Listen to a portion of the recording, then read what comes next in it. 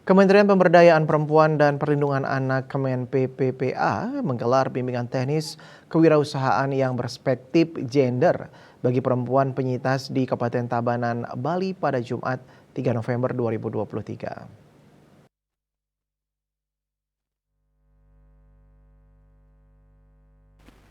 Kemen PPPA memberikan perhatian khusus bagi para perempuan penyintas kekerasan yang memerlukan pemulihan dan pendampingan khusus untuk bisa kembali memberdayakan diri mereka sendiri, diantaranya dengan membekali kelompok penyintas dengan keterampilan teknis.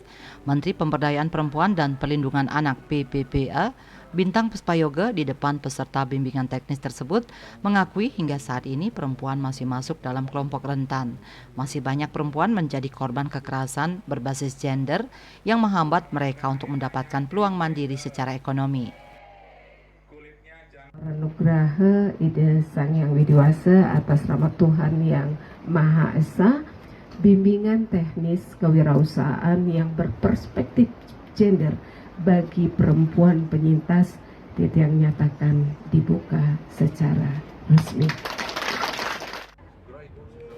BIMTEK diikuti oleh 100 peserta dari 9 kabupaten kota sebali yang sebagian besar adalah penyintas kekerasan, selebihnya adalah perempuan kepala keluarga, perempuan yang terdampak COVID-19, dan perempuan yang sudah memasuki masa pensiun.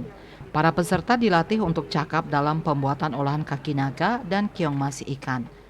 Kegiatan ini adalah kerjasama Kemen PPPA dengan Yayasan Dharma Tegak Kori dan Pusat Pelatihan Mandiri Kelautan dan Perikanan P2MKP Karya Lestari.